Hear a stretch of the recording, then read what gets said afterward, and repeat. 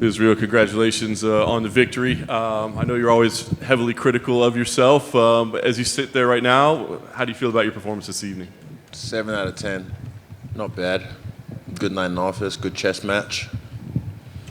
What changed? I mean, obviously all the conversation about this was what the adjustments would be and how much different he would be and what he would be able to accomplish. I mean, what did you see in there versus what you expected? It's easier said than done. It's easier said than done, even if you've already been in there with me before. I don't know, I feel like they have like goldfish memories, but then when they're in there with me, they realize like, oh shit, it's not as easy as we thought. And yeah, they just have to revert back to what they know. On 2 of the judges' scorecards, he won the final 2 rounds. So I'm curious kind of... He won the final 2 rounds? Yes.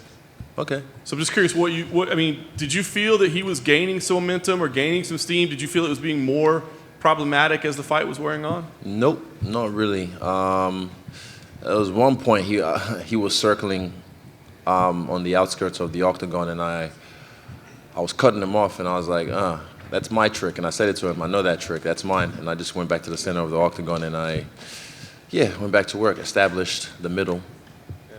You guys had a nice exchange afterwards. Obviously, there's been tension between you two guys along the way. I'm just curious, can you share kind of what was shared between you two in there? I said, I don't like you, you don't like me, but I respect you. He said the same thing, and he said, I'm sure in another life we'll be friends. I said, maybe. But yeah, we're just 2 guys trying to be the best in the world. But tonight I'm the best in the world. He believes the 3rd fight's inevitable. Do you see that in your future? I said maybe. I said you rack up some good wins, and I'm sure I'll see you down the line. I say that to kind of like just, pat him on the butt. Just, good job, kid. But we'll see. I mean, the division's filled with killers. It's filled with killers, but I'm looking forward to fresh meat.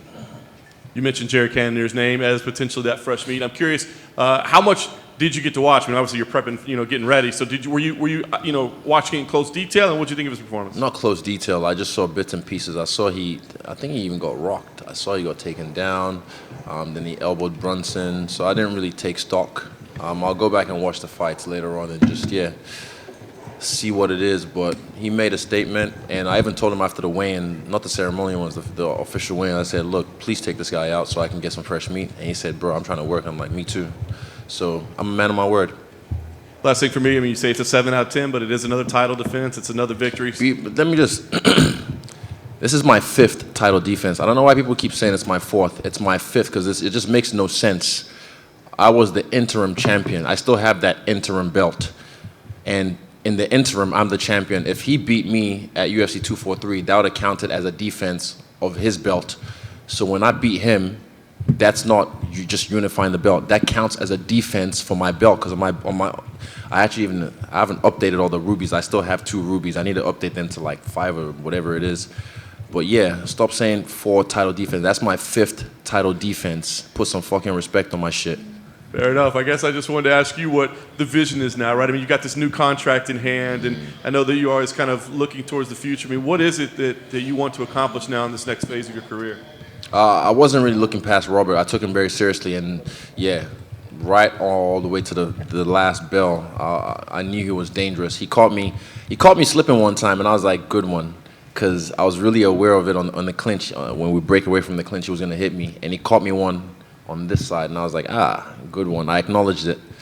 But yeah, I had fun in there. I just want to watch it back and just study that fight. But yeah, I look forward to fresh meat. Israel, right here.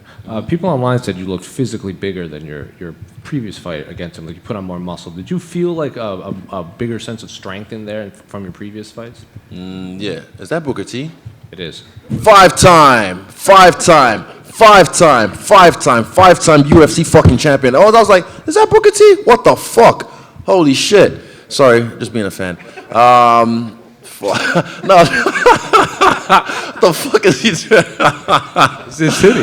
Oh, shit. My man. Respect to you, bro. Yeah, my boy Chance, he got me swole during the lockdown in New Zealand, 3 months. We did like pretty much home prison workouts every day, and that was where the whole narrative of "fuck the noise" came from, because everything in New Zealand was just accredited press only, and I was like, "Fuck the noise, just work. Let's just work." So yeah, I got jacked. I know you said you like fresh meat. Another fighter not in your division named Khamzat's been tweeting at you this fight. Has he? He said, "Easy money for me, 0 wrestling, 1 rounds. I'm gonna kill him." Okay. You just mentioned there about the noise in New Zealand. I saw you share something to your story about how much New Zealand will be mentioned tonight with you and your teammates. Do you think maybe that your performance tonight and the fact that you guys are being able to represent your country should perhaps tell some people in your country that you guys should be considered athletes of that country? It's the most stupid thing. I put something in my story this morning that my coach, Suns, put up.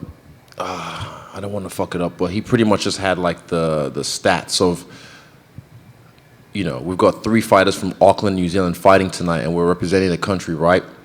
And the reach that UFC has, how many countries this is going to be viewed in throughout the world. And yet, you know, when we're doing great, they want to pat us on the back and try and piggyback on what we're doing. But then when they had the chance to shaft us, that's why what they did to Dan Hooker, that still pisses me off. I don't want to give him too much sign because fuck the cunts anyway. But yeah, we're self-funded, self-made. We never had any handouts from the government. We've done this shit ourselves, and we don't need them. You know, one of the stories going into this fight was, the grappling. Look what happened in the Yan fight. Rob can change his tactics and use his grappling. You said you were looking forward to those moments where he would clinch with you. Are you happy that you got the opportunity to show your own defense? Yeah, but I wanted to show more offense. I just have to watch this fight back. It's always not as accurate when I speak on it before. You need your shower, right? Yes, my shower, my infamous time to myself just to reflect, because everything is so much stimulus. Everyone's coming at you and this and that and dragging you in this way. So I need my time to myself to kind of soak this all in and just like really see it for what it was. But yeah, I did well. It was a good chess match. I don't know. I heard he thought he won the fight or some shit. I don't know what he and Victoria was sipping on to think well, maybe it was Costa's wine. I don't know, but fucking hell. He did not win that fight, and he knows it. But yeah, same thing. He needs to go have a shower as well and reflect and realize that that's not true. He did say back here that he did feel he'd done enough to win the title. You don't do enough to win the title. You take the belt. This is not how this works. Well, I did enough. No. He also said that he thinks you and him are essentially just on another level to the rest of the division. I'm curious if you agree with that assessment. Yeah, but I mean, he's a few steps below me as well. Congratulations. Thank you. Izzy at the back, I think. Oh, sorry, you go ahead. All right, thank you. Izzy, one of the things I've noticed and admired about you during this fight week is that you're not afraid to be who you are. You're not afraid to cry. You're not afraid to wear nail varnish. You're not afraid to show your feminine side in an industry where most men are trying to flex their masculinity. Grr. And it's a pretty refreshing juxtaposition. So I wonder, have you always had that courage, or did you get it from the principles of fighting? I think it's just no. I mean, doing things like this in the all-boys school, you get fucking beat up. You get fucked up for being weird and different.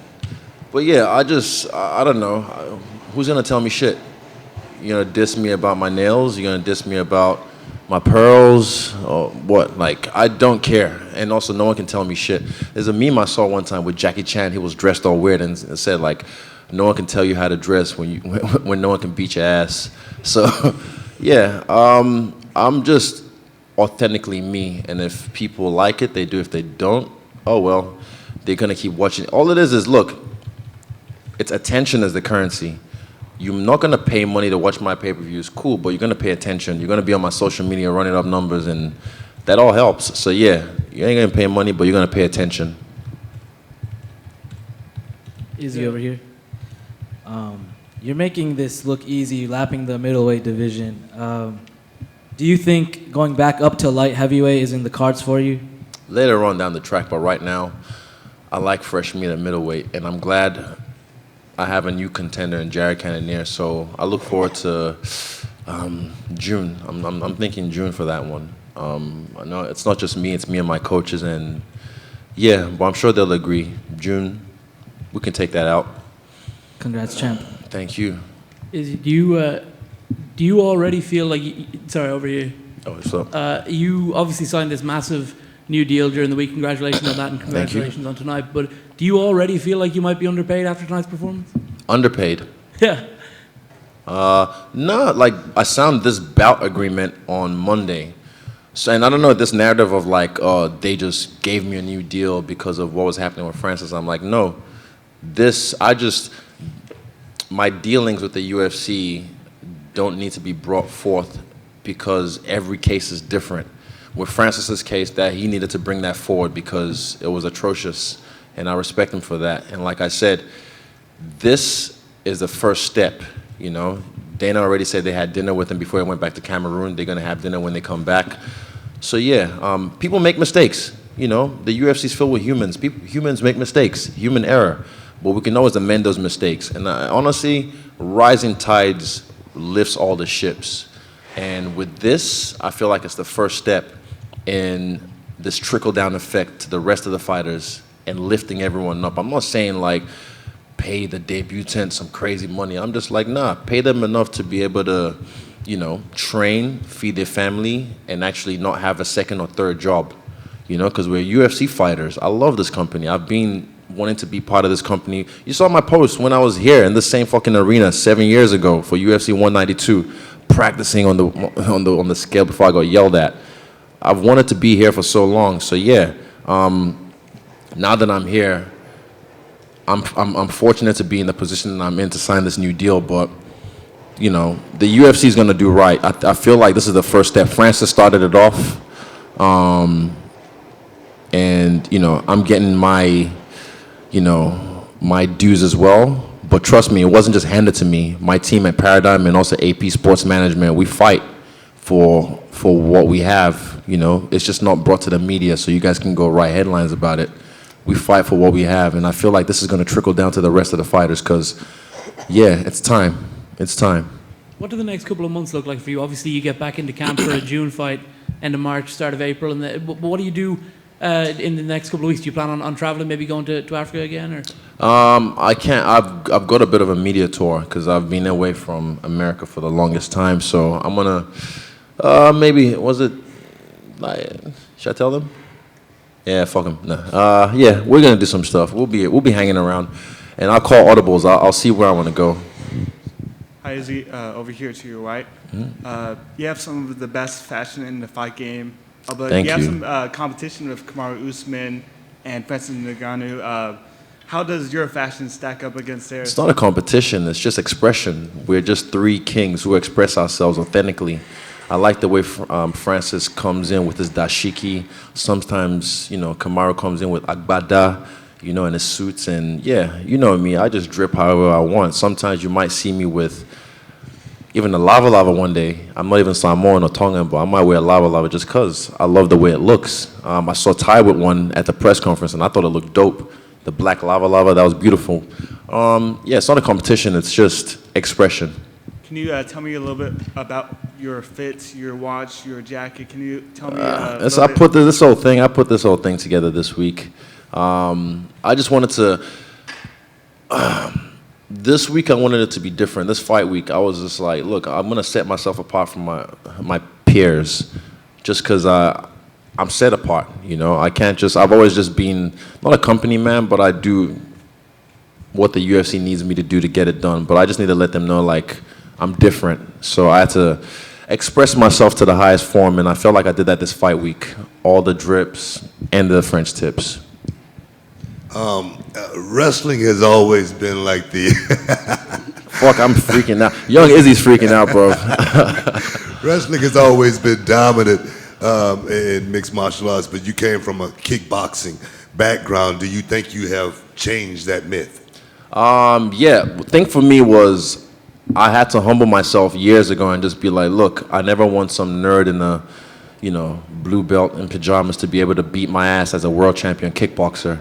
So I humbled myself and I learned grappling, I learned wrestling, and I know how to wrestle, but I don't know what that sound is. I know how to wrestle, but I just haven't had the opportunity to use it yet.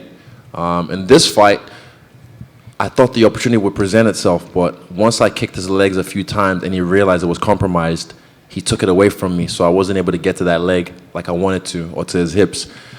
He tried, and I showed that last takedown, he put everything into it, and somehow I stayed standing because my hips don't lie. It's Z right here. On Wednesday, we talked about the underrated weapon, that's that left hand, and now we're coming from another fight where you put him down with that same weapon again. Just want you to speak to that underrated weapon. I need to see it. This is one thing, I need to watch the fight, because when he dropped, I was like, did I drop him? Like, that was what I thought in that moment. It's almost like third person. I was like, did he slip or did I drop him? Because it just felt like nothing. I didn't feel like a thud. It felt swift. But Carl told me it was southpaw, straight left down the pipe. And I remember just thinking, all right, cool down, don't rush, because I was going to rush him, but this is if you try that, you might get caught slipping. So you have to respect the guy, and I never underestimated him. I knew, even though I knocked him out in the first fight, he's dangerous. I know how dangerous he is. And like I said to you guys, you know, he ran through everyone until he ran into me. And then he went back and beat 3 other guys, and now he's running to me again. But yeah, I'm no easy feat. I'm no easy feat to, you know, get one over on. Champ, right here. Congratulations. Thank you. You say in the press conference that at some point last year you felt too comfortable, that your rivals were trying to survive instead of really trying to win, and that you were expecting that for this fight things were different. I just wanted to know if you felt that difference tonight. Yeah, he brought the fight from the start to the finish. I stayed on point. With my last fight in Phoenix, I was never in danger. I was just like, man. This fight, I knew, you know, if I get caught slipping, he can put me away. I liked his double jabs, and then eventually he turned into a triple jab, and I was like, okay, that's a good change up. But I was still able to get away from it most times. What else? His wrestling was, it was okay. I was never, even when he was on my back, I found it funny. I was kind of like a hunchback. I was like, all the way to my corner. And then I just knew, like, we've done this from 9 a.m. every other day. We literally spent times just, you know, someone on your back, ready to go. And I know the systems to get away from that. So, yeah, I was comfortable in those positions. I'm comfortable in the uncomfortable. Thank you. Easy. Izzy, could I just ask you one?